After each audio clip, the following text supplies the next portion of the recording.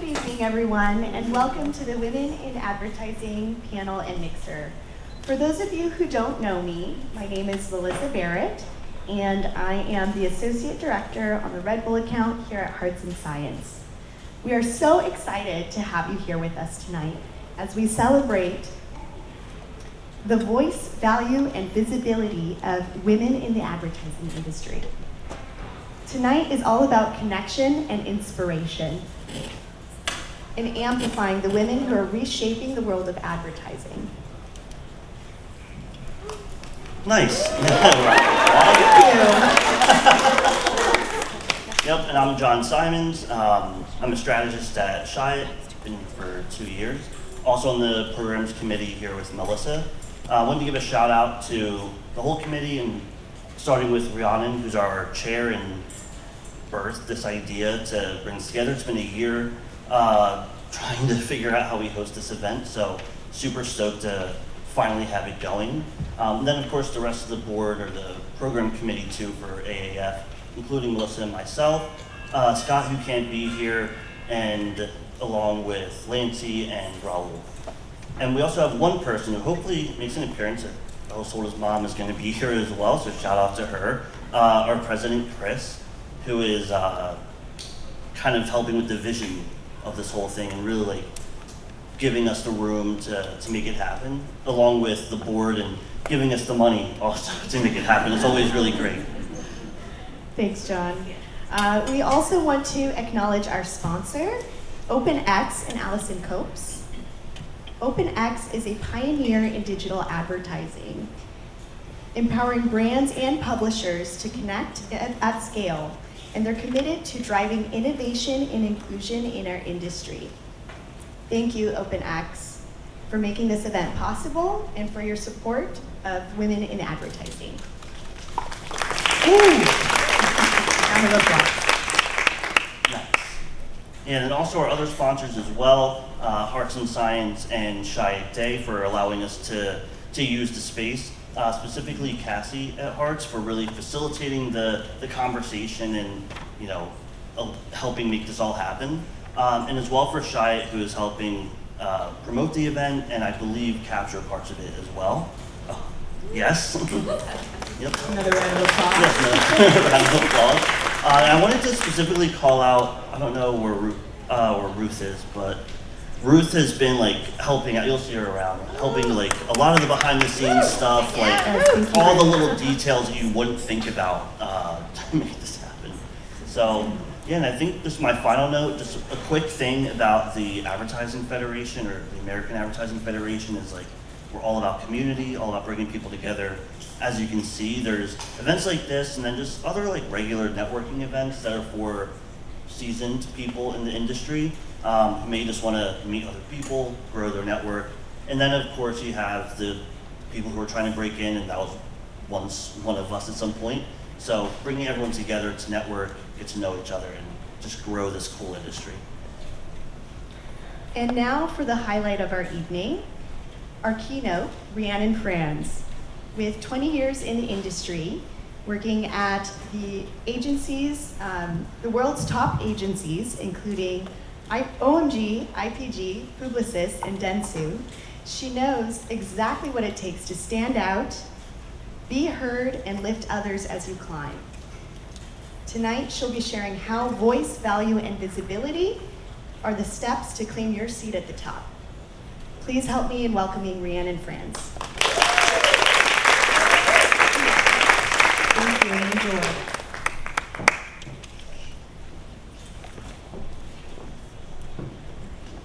Okay, can everybody hear me okay? Yeah. Thank you, Kevin. All right.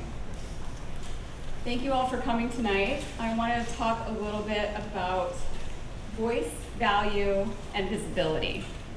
So first I want to start with asking you all a question. How many of you, this is like you've been in this industry for a while, you've been doing maybe you've been promoted several times. Let's go with 5 or more jobs and or promotions, more senior. Okay, great, amazing. Now let's go 5 or less jobs. Okay, great. And then I want to go first job. Yes, okay. Okay, I love that. All right, so first, I'm gonna tell you a story. So I'm sitting in an airport, and I'm working away on my laptop, and I just am so focused on what I'm doing, and I stop for a second, and I think, where am I?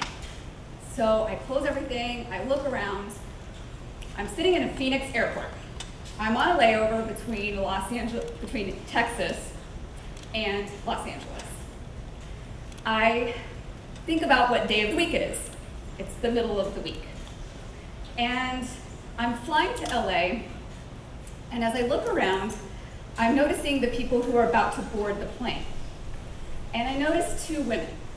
And they are dressed to the nines, okay? They have like these amazing outfits on. They look like these power women, and I am just drawn to them. And I'm thinking to myself all the stories that you would think of somebody that you see. And so I'm wondering to myself, okay, it's the middle of the week, it's the middle of the day, and we're flying to LA. They definitely live in LA. The outfit said so.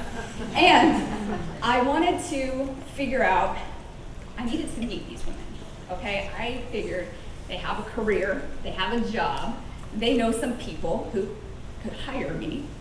And, you know, it's always good to just network, right? So I'm packing all my bags, and I realized a key factor. I am flying Southwest Airlines. So, yes, we all know you get to pick your seat.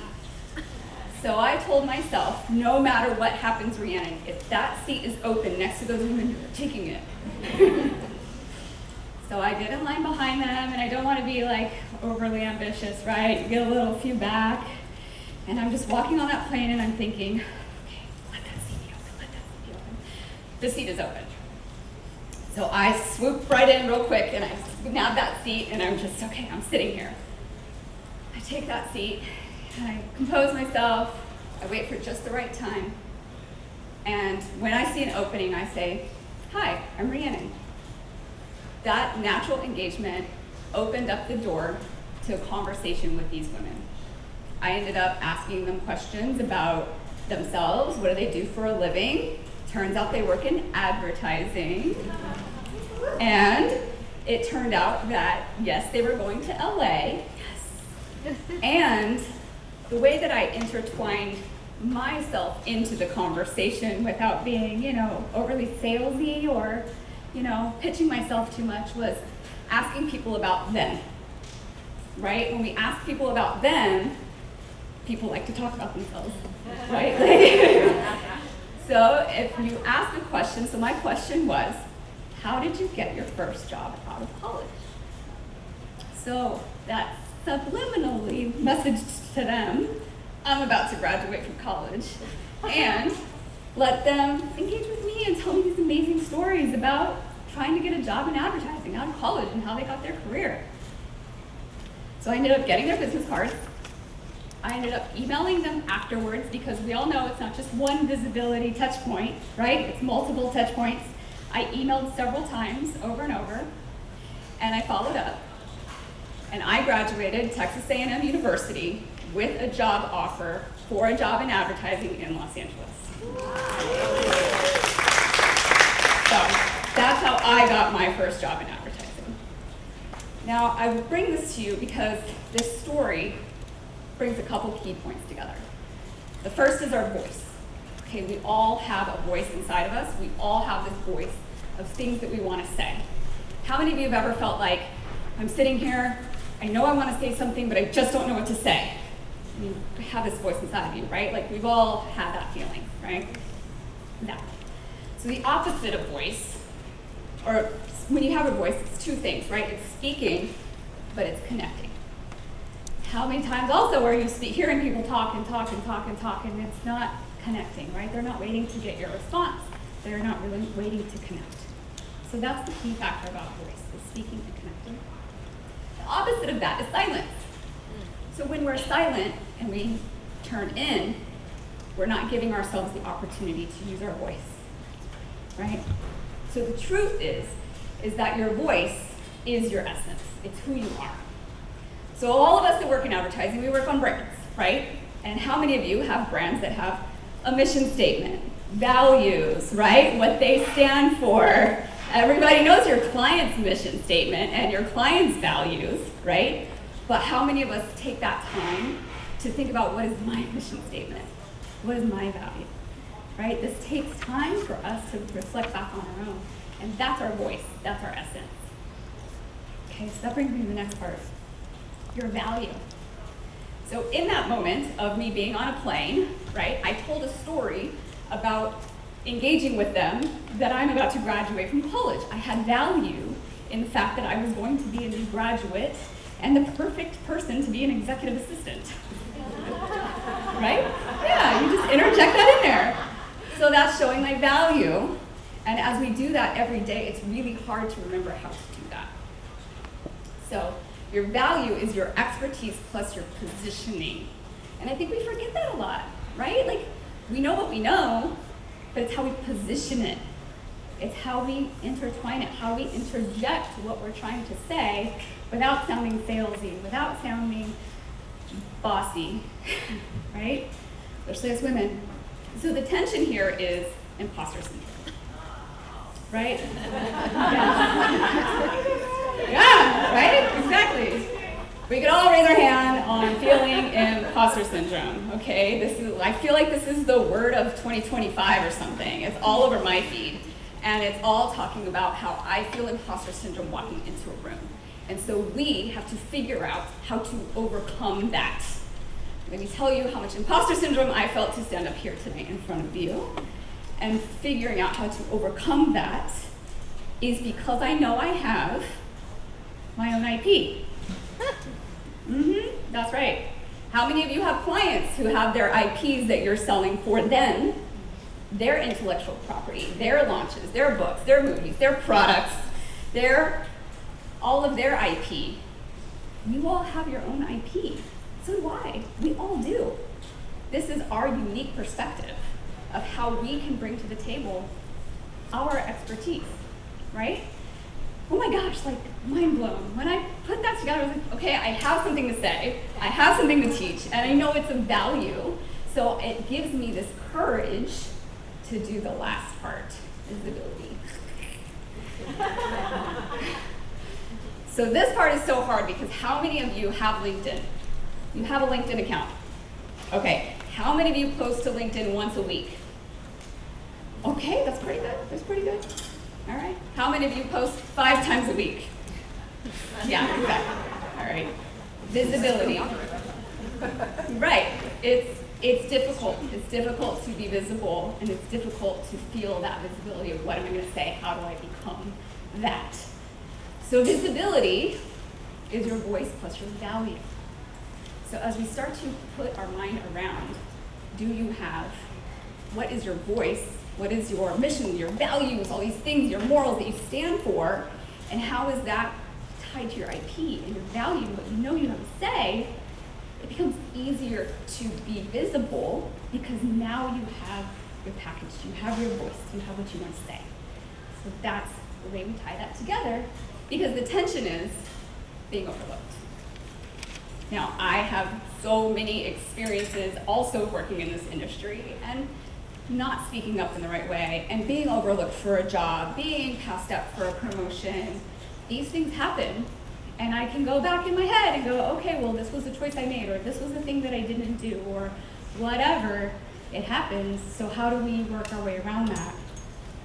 And the truth is, our visibility is our opportunity. I really want you guys to take that away from this talk tonight, and when these women come up and talk, these are powerhouse women you're going to hear from tonight.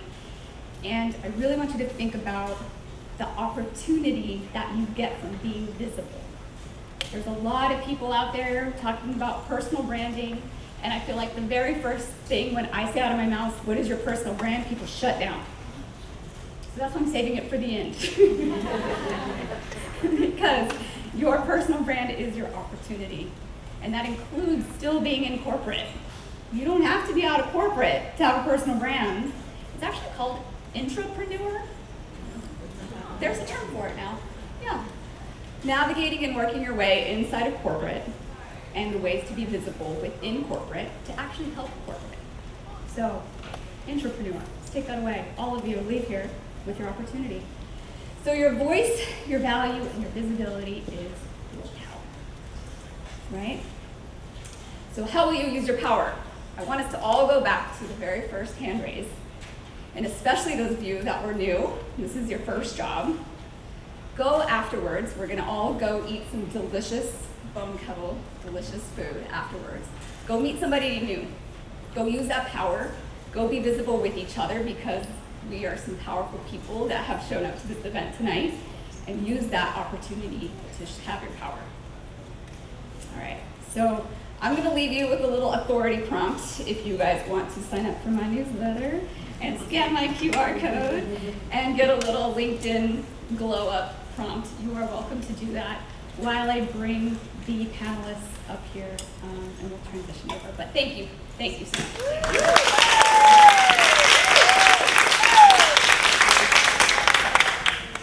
All right, so I'll have you ladies come on up.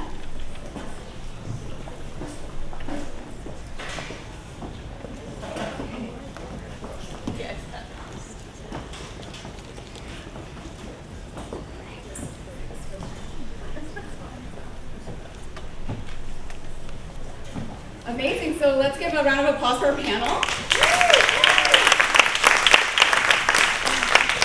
I'm so honored to have all of you up here tonight. This is quite a powerhouse. For this first AAF event, I'm super honored to have all of them here, so really excited about this conversation.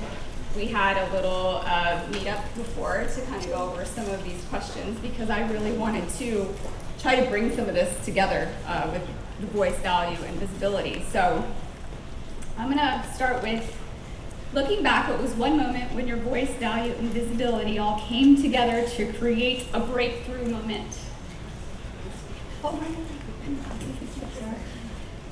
I'm gonna start with letting them introduce themselves. And I'm so excited. These women are amazing. Okay. And I did ask them to introduce themselves because I feel like you just give a little extra oomph about, when people like to talk about themselves, right? So let's let them talk about themselves. And I wanted them to say like their work, their title, their company, and maybe something about values. Values is your company that you align with, or values about yourself. Oh, they all right turn on. Yeah. Okay. Hi everyone, I'm Andrea Ebert. I'm president of entertainment at Hearts and Science. And I think when you talk about values, it was really important to me. I've only been at Hearts for a little under 2 years, and when I made the decision to shift over to that agency, all of my questions throughout my interview process were not about my clients or process or how the agency was going to work. It was about what the agency stands for, because ultimately that's what's most important, where you're spending all of your time. And I just found I really connected with Heart's mission and values and putting people first and having a little bit of a scrappy mentality to go out and fight for things. So it was a great fit for me.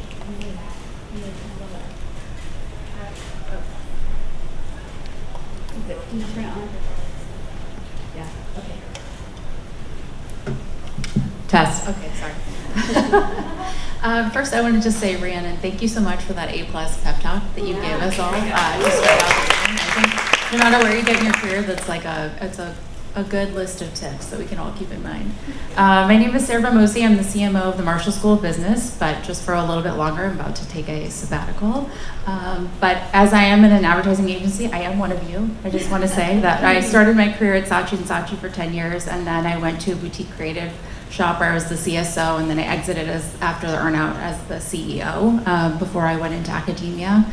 And to answer your question about values, I think the reason I went into academia was one of my core values is lifelong learning. And so that was something that really drew me to make that pivot in my career. And just to give an example, I think it was, university setting was an amazing place to be in the birth of the AI age, because I got to see and learn from a lot of the world's most renowned experts, not just from a marketing perspective, but from the perspective of risk management, energy transition, the ethics of technology, all different areas of ways of thinking outside even of marketing. So I think, yes, for me, and if I could encourage, for those of you who raised your hand, this is your first job, never stop learning. That's something that will keep you passionate about your job way well into your career.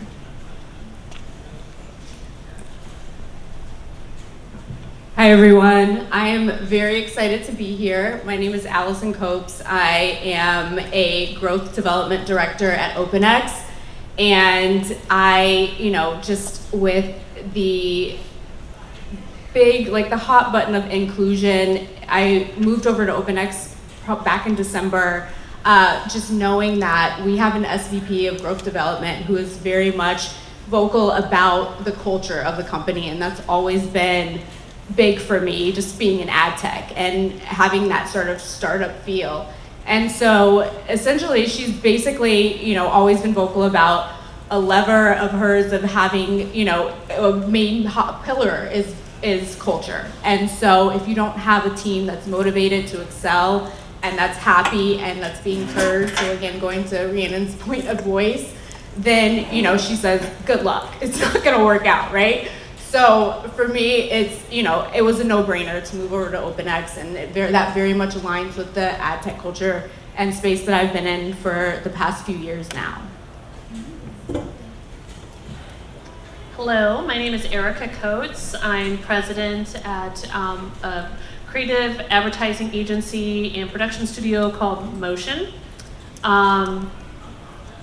MOCEAN is very special. I've worked at some pretty large multinationals like Sony and smaller boutique agencies like Digital Kitchen, and I'm really excited to be at MOCEAN. I've been there 6 years because the leadership there leads with empathy, and I felt like I finally found my tribe.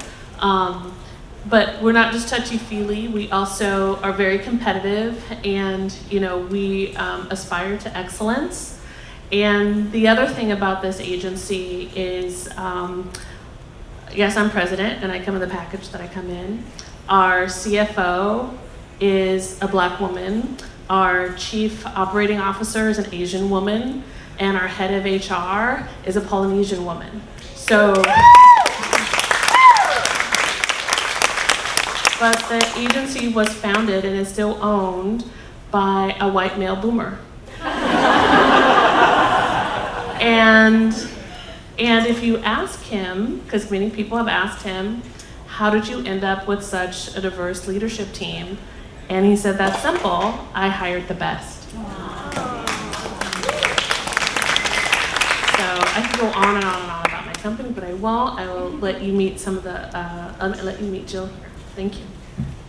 Thank you, that's awesome. I was feeling like I was in the audience just listening to you guys, so it's awesome to be here. Thanks, Rhiannon. I'm Jill Burgeson, and I work here at Chiat LA. That's my office right there in the corner, actually.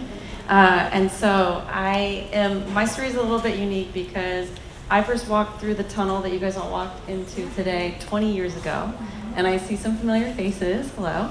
And, I came here very wide-eyed and, very junior and just full of excitement for what could possibly be, right? And, it was a very big learning curve, and just getting to know everything that was going on was, finding my voice was a big deal. And so I'm really excited to talk more about that and learn more about that. And now kind of being back, I joke that it was like I was a student here, and now I'm the principal because I'm the CSO here. So it's a very different experience, but one that I love. Everyone introduce themselves because you get such a more rich answer, so that's fantastic. Okay, now I'll go to my first question. Looking back, what's one moment when your voice, value, and visibility all came together to create a breakthrough? Sure. All right. Okay, so when you ask that question, it makes me think about a time that I was working on a pitch. So how many of you guys have worked on a pitch before? Okay, so it's stressful, right? You're all locked in a conference room. This was a huge global consolidation pitch. So I'm in a conference room with basically our entire C-suite to defend a business that I had literally built my career on. And it was really, really important. And I'm sitting there and we're working through everything, and I start to see that things are going a little bit off the rails. And I'm maybe an AMD, a group director at that point. So I'm there to kind of stay in the background and be a little bit quiet.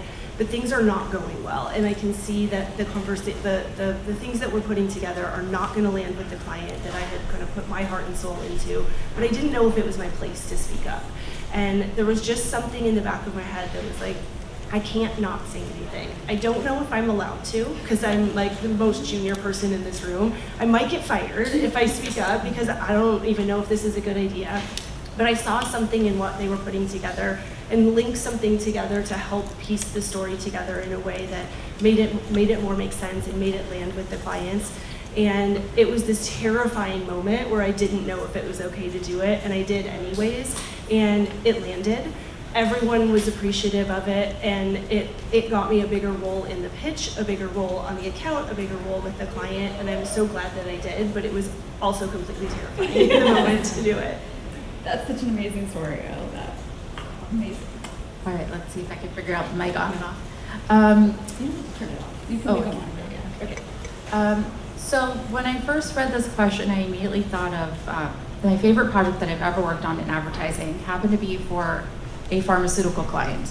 But it was for Roche and Genentech, and they created this new product that was digital biomarkers that were on your phone that could help detect early signs of neurological diseases like MS and Parkinson's and things like that. And it was completely free, and the data it was massive data at scale that was going to be free to researchers and scientists around the world. So it was just something, as an agency, we felt really privileged to work on, and was a passion project for us all. And we were very proud of the work, so we were, okay, we want to enter this in camp, but we're gonna win. We were a little down to the wire. I'm ashamed to admit, like, we did not do the calculation on the rendering time properly. So it ended up being a case where we submitted like the rough version, because we're like, let's at least submit something. And so we didn't win, but based on the power of the submission, the passion behind the ideas, I ended up being invited as a Palais speaker at Cannes. And then we were then featured in the Ad Age creativity issue. So it ended up being a huge visibility moment for the agency, even though we had made this mistake. I think also, because your question was about breakthrough moments, of course it was a breakthrough moment for the agency, but also for me personally in my career, I saw, okay, this is a moment where purpose and data and creativity were together in one project, and that's when I felt most like fulfilled and satisfied and happy in my work. So that's been the thing that I've been chasing for myself in my career since then.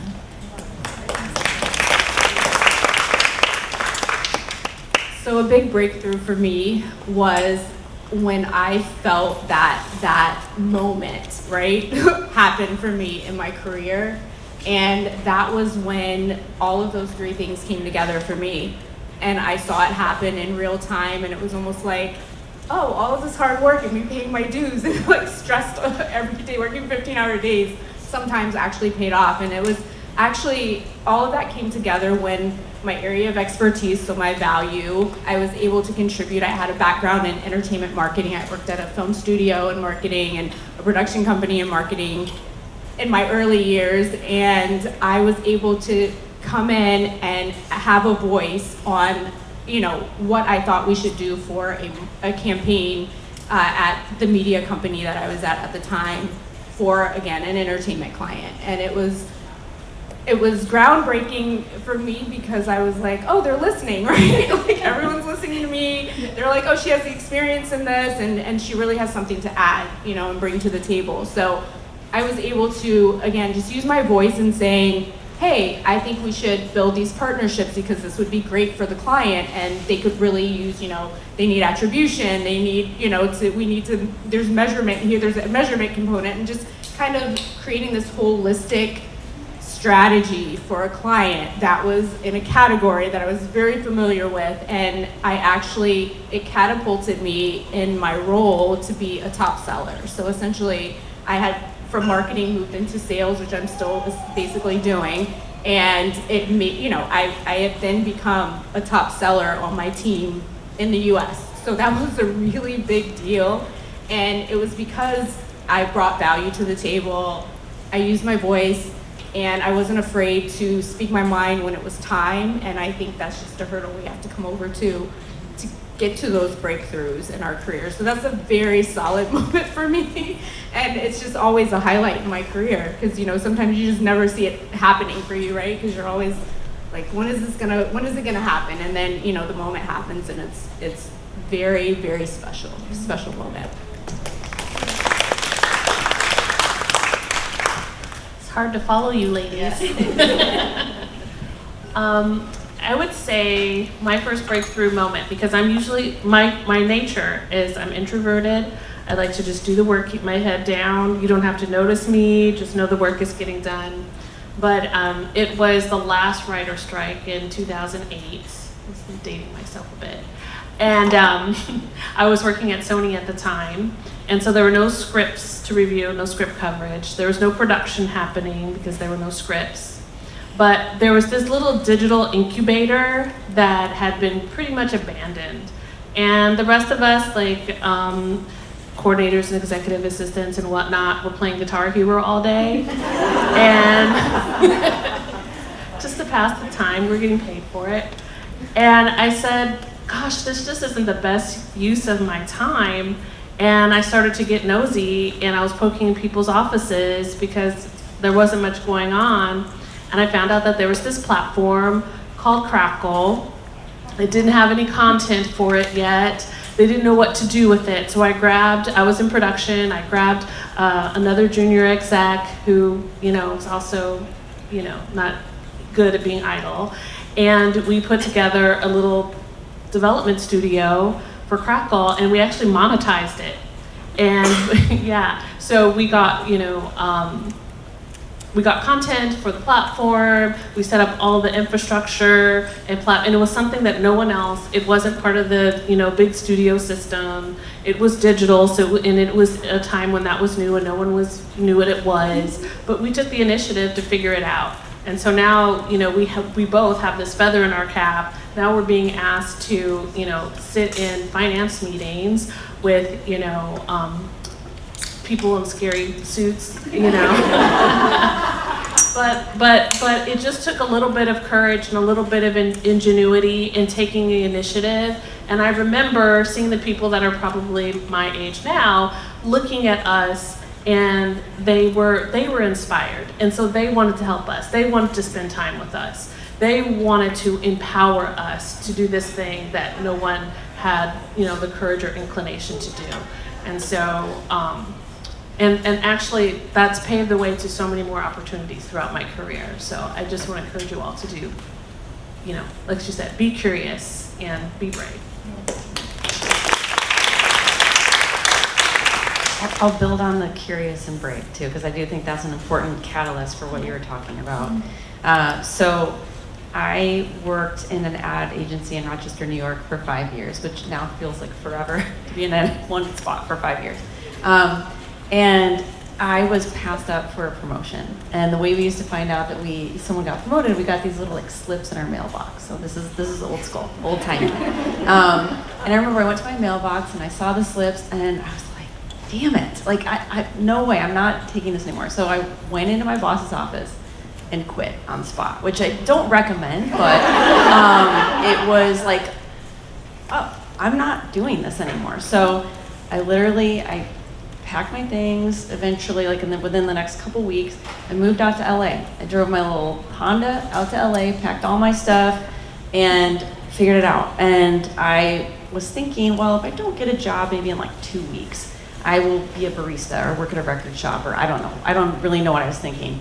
And what I did to kind of get to my voice and visibility and value was I printed out my resume, I put on my little suit, and I walked into every single ad office that I could find in town. And I dropped off my resume, and anyone who would talk to me, anyone who would even look at me, I just went in and I had a conversation and talked a little about where I came from, what I was good at, what I did, tried to make friends, and I ended up with a job at Daily, and then a year later, from dropping that resume off, a job here. So I think that being brave and just taking the chance, because there is never the perfect moment, like we were talking about, to put all that together. It is just a thing that has to come together for us and happen.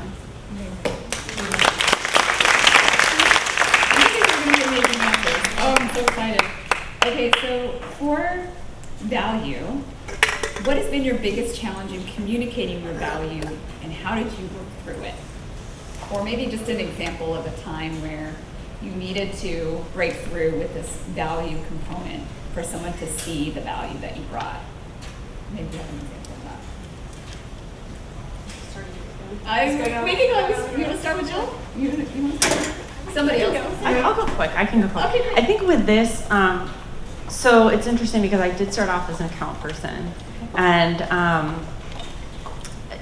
again, back in Rochester, account people actually did briefs. We wrote all the the briefs and managed a lot of different things. It's just a smaller shop, kind of a different way. And so when I came here and I wasn't doing that, I was like, wait, I'm no good at the rest of this. So I need to actually switch. But it was really hard to prove, like once you get kind of, put in a box a little bit, it's really hard to get out. Like whenever I mentor people, I say, it's like, we're all just lazy humans and you kind of need to tell people what to think of you and what box to put you in and start the conversation there because it's really true. We're all kind of guilty of it. So for me to switch over and to become a planner, I had to work really hard. I had to move off of the account I was on. I had to start back down at the bottom. I spoke with all my planner friends, and I really had to kind of reorient, who I was, what I was about, how to kind of create my IP around here, and regrow into the job. But it was worth it. But I did have to find my value in strategy and planning in order to really make that move. That is so true. Oh my gosh, I love that story.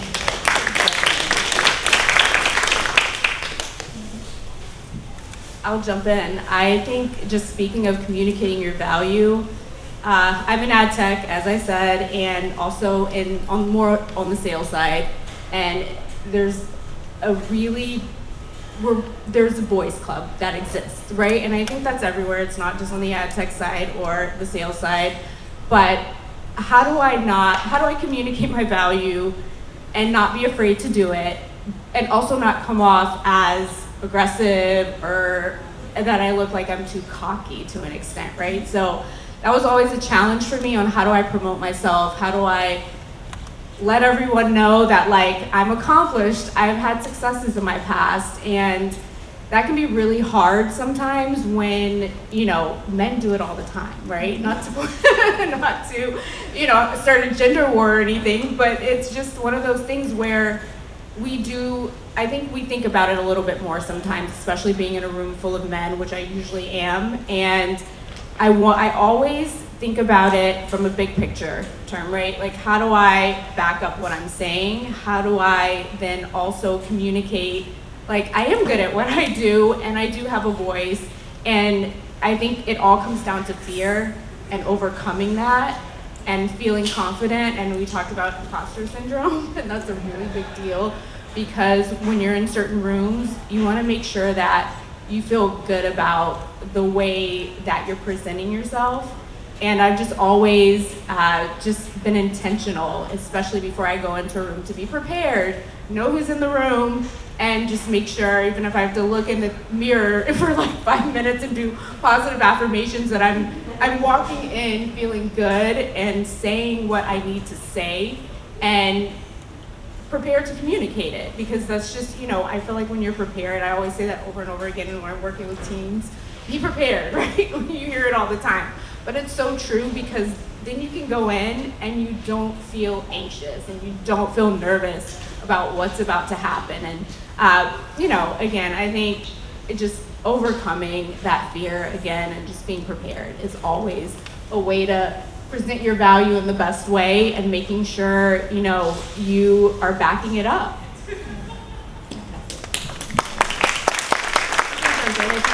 You were talking before, you talked about value being about how you position yourself, right? And I think that we all know what we're good at. We all know what strengths we bring to the table and where we excel and what value we have.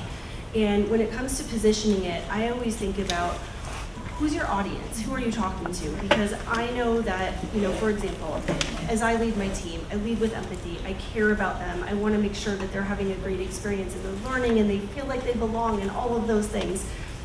But if I'm having a conversation with my CFO, sorry guys, but they don't care how you're feeling. They want to know what do we do to drive revenue for the agency. And so I always find myself having to reposition and reframe who am I talking to and what do they value and what's important to them. And then how do I shift that perspective to make sure that they're valuing me for the thing that's important, and what they're focusing on. So reframing and repositioning your value and making sure that people understand it in different forums, I think is super important. I love that, because I think we spend so much time thinking about our clients' audiences, and it's like, no, it's literally even in a meeting, who's your audience, and trying to reposition that. I love that.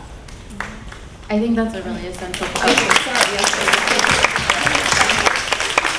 I think that's a really essential point that you just made, and it's one of the things that was interesting in transitioning from being agency to in-house is the challenge of explaining the value of marketing to audiences that maybe don't understand it or misunderstand it or are highly skeptical of it. And so that's something that I've realized is really a translation issue, just like what she was talking about. How are you going to talk about marketing, maybe not in as much creative or brand speak, but translation into the language of business, of growth? How are you going to talk about it from the point of revenue, competitive advantage, and different kinds of things that people who are focused on the financial side of the business are going to be really caring about? And this is something, again, for those who are just starting your career in advertising, that you can learn. When I was at Saatchi, there was a certain point in my career where I realized, like, there's some decisions being made that I don't understand why. I think it's because of money. And so then I went to our CFO and I made him teach me CFO things. Like once a month I would go meet with him with my little agenda of what he taught me last time, what I wanted. And then I learned, okay, now there's some other things that have to do with politics. So I looked and admired one of the leaders on the account side. I went the other way. I went from strategy to account. And I did an apprenticeship with him. We called it the apprenticeship in the dark arts. And he would send me screenshots of his text messages with the clients. And he said, you can never share this information, but I want you to see like how selling happens, how ideas are moved across the table from being a brilliant idea to being something that the client wants to buy. And I think those were really seminal, important things for me to learn that helped me in my career. So it's really good to try and find your value, what you're really good at, and find other people who have amazing value and learn from them. What did they do? How did they pick up their tricks of the trade? I love that too. My answer is a little less conventional. So, and that's because my career has not been conventional.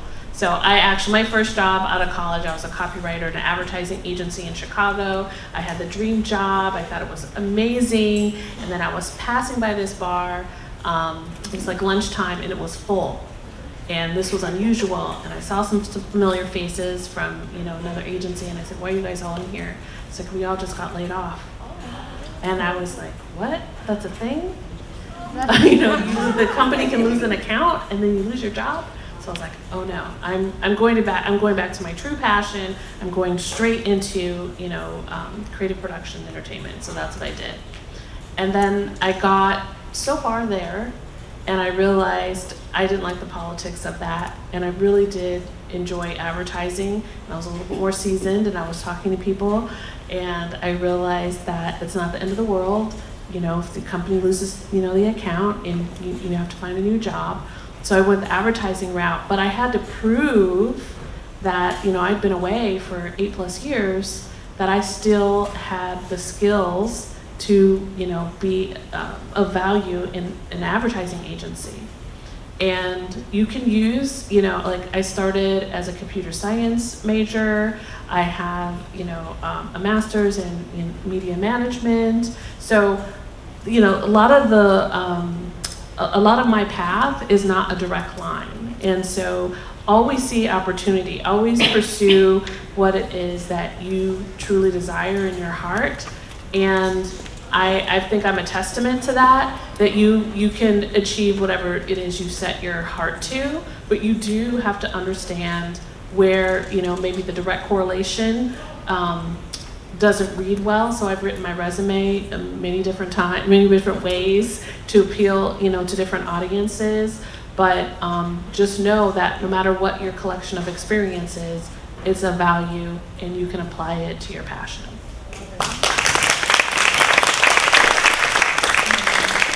All right, so we're gonna jump to the last question. And I wanted to just say, this has been amazing. I knew I was gonna get some great gems tonight, and I'm so honored to have these women on this panel, but I wanna talk a little bit about, what is one rule or expectation you had to break to get to where you are today? I went last. I can start. This was one that I thought about a lot. Oh, okay, good. So I've had the privilege of working under some great executives that, you know, modeled some great principles for me. And I remember I walked into, she was a senior VP at the time, she was my boss, and I said, I guess if I want to move up, I've got to, you know, be a little less like me.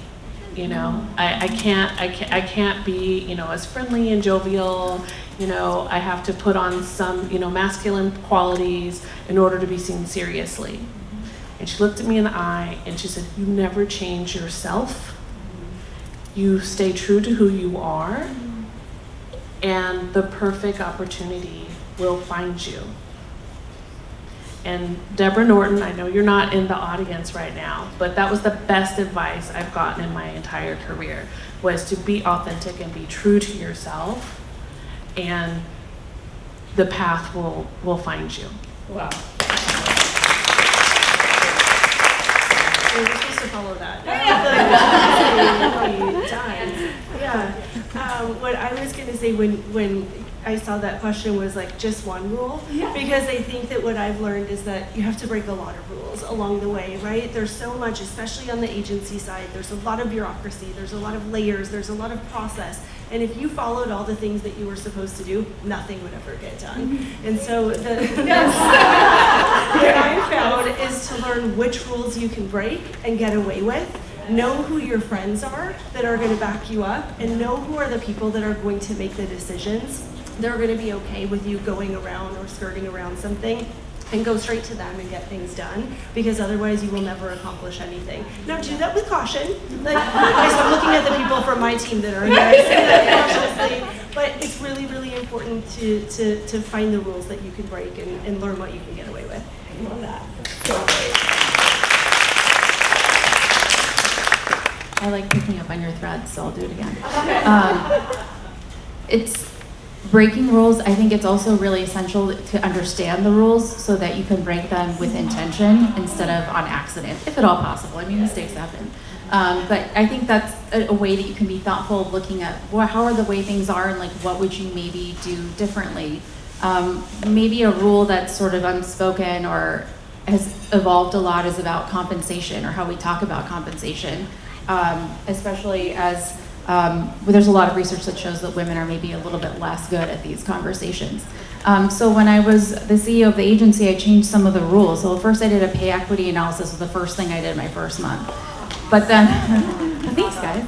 And then, but also the other thing I changed was how we did our offers. So all offers were best and final, no negotiation. Because some people are better or worse at negotiation, so we wanted to make it, and we really stood by that. So, and I think no one had any buyer's remorse once they came to think, oh, if I should have asked for something more, what should I have done? And I think some of the things that maybe you observe coming up that might be unfair or unjust are things like when you're in a position of power, try to remember what those are so that you can make the changes that you hope to see.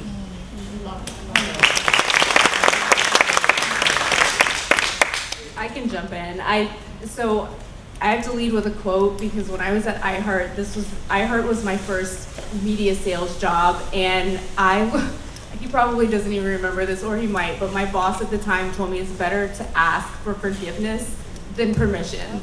And so that stuck with me for so long. And you know, you don't always find mentors or bosses that tell you those sort of things, because they don't want you to do that, right?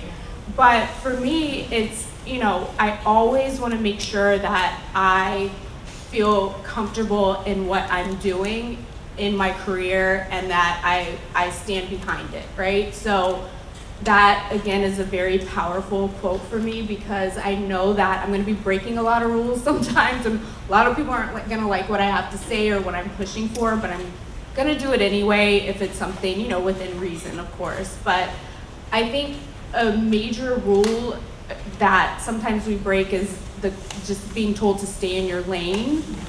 And for me, I started off as an assistant at Lionsgate. That was like the first job out of college for me. And essentially, it's like if I had stayed in my lane as an assistant, I would have been maybe still getting coffee to this day, or you know, we were still making photocopies and doing all of that. So you know, I had to find a way to not stay in my lane, right? Like, what can I do to bring value?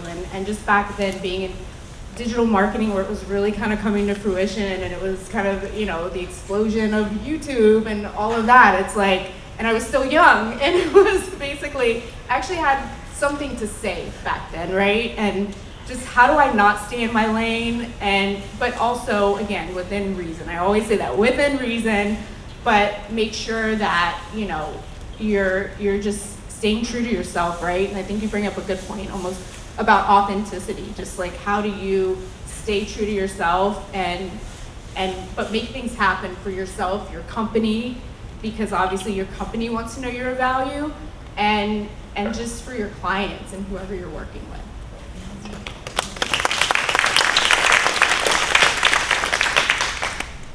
So for me, you know, here at Chiat, and I promise this is not a shameless plug for Chiat, but, you know, we are indoctrined as pirates. We are indoctrined around the idea of conventions being broken and the idea of disruption being something that we embrace.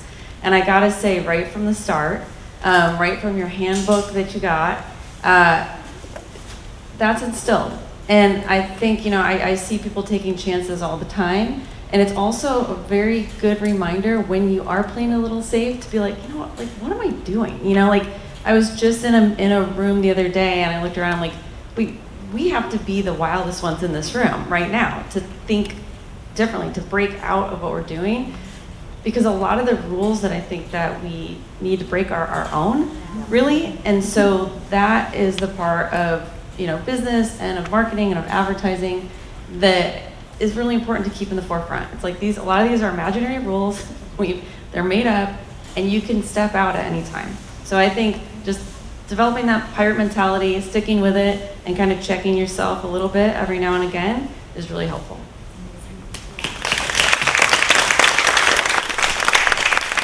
Okay. All right. Well, can we give one more clap?